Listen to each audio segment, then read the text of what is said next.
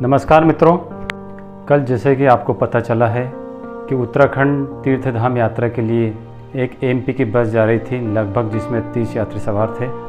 उनमें से लगभग 27 लोग मारे गए हैं मात्र एक छोटी सी झपकी के कारण। ड्राइवर की एक छोटी सी झपकी जिसने ले ली है बहुत सारे लोगों की जान। आखिर क्या कारण रहा? ऐसा बताया जा रहा है कि ड्राइवर 2 दिन से पूरी तरीके से सोया नहीं था। उसका टारगेट था कि हमें कैसे भी करके आगे की यात्रा पूरी करनी है, उस समय से आना है। जैविक घड़ी के अनुसार, जो दिनचर्या के अनुसार बनाई गई है हमारे शास्त्रों के अनुसार, या यूँ मानिए कि जो शरीर पर अनुसंधान करते हैं उनके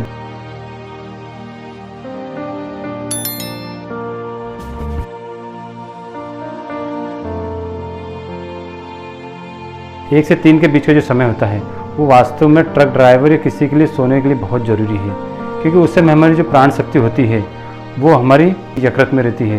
यकृत बिगड़ता है जिससे कि हमारा पूरा डाइजेशन बिगड़ जाता है, नींद भी नहीं आती है, और जिसके कारण ये दुर्घटना होने की बहुत ज़्यादा संभावना बढ़ जाती है। क्योंकि आदमी रात भर जगेगा, दिन भर जगेगा तो शरीर पूरी तरह थक जाएगा, तो उसको रात में निश्चित उसको झोंके आएंगे। इसलिए मेरी तो सरकार से ये विनती है कि रात में जिस भी गाड़ी में 1 से 2 ड्राइवर नहीं हो उस गाड़ी को बंद कर देना चाहिए।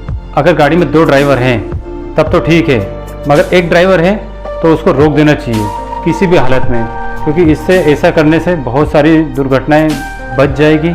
और हाँ, जो भी तीर्थ यात्रा में जाते हैं उनके साथ में, उस गाड़ी के साथ में लगभग 2 ड्राइवर होना बहुत ज़रूरी है।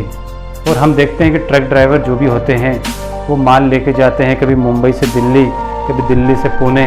उनका टारगेट होता है कि आज हम शाम को चले हैं तो कल सुबह मुझे वहाँ पहुँचाना है। अगर वो टाइम से पहुँचे तो उनको ट्रिप भी मिलती है। मगर भैया ट्रक ड्राइवरों, मैं आपको एक बात बोलना चाहता हूँ कि पैसों से बड़ी हमारी ज़िंदगी होती है। अगर ज़िंदगी है तो पैसे फिर से मिल जाएंगे। हम 100, 500, 1000, 2000 रुपये के लिए अपनी पूरी जान को दांव पे लगा देते हैं। मैं खुद एक बार आगरा से दिल्ली हम आ रहे थे करोल बाग में, तो रात को हम आ रहे थे, लगभग बिल्कुल यही समय था 12 से 1 के बीच में या 2 के बीच में। ड्राइवर को इतनी झपकी आ रही थी, हम खुद डर रहे थे कि कहीं ये ठोक नहीं दे हमें, कहीं पिल्लर से, जो मेट्रो पिल्लर उसमें कहीं भड़क न दे।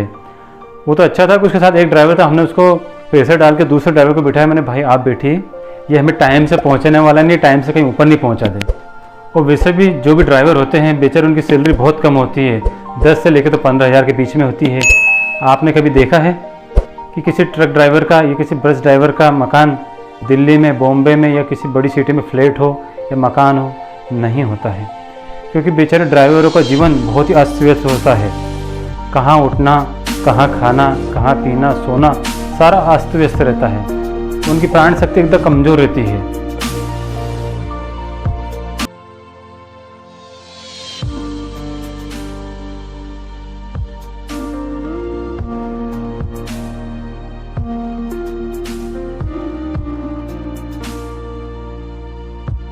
कोई भी रोड पे एक पुलिस वाला सारे ट्रक को रोका सकता है। वो एक पुलिस वाले से डर जाते हैं, कागजात हो या नहीं हो, मगर उनसे थोड़ा बहुत पैसे तो पुलिस वाले ले लेते हैं। इसलिए दोस्तों, मेरी तो सरकार से और आप लोगों से ही विनती है, जितने भी ट्रक ड्राइवर हैं, बस ड्राइवर हैं, कि रात को गाड़ी नहीं चलाए। ट्रक दुर्घटना हो या बस दुर्घटना हो, उसका मुख्य कारण तो पहले ये होता है कि कैपेसिटी से बहुत ज़्यादा गाड़ी भरी होना। 12 से 3 के बीच में, 12 से 3 के बीच में नहीं तो लगभग 1 से 3 के बीच में तो रोड पूरी तरीके से बंद होनी चाहिए। इससे ट्रक ड्राइवर को भी या बस ड्राइवर जो भी तीर्थ यात्रा के लिए जाते हैं उनको पर्याप्त नींद मिलेगी, मस्तिष्क ठंडा रहेगा, संतुलित रहेगा।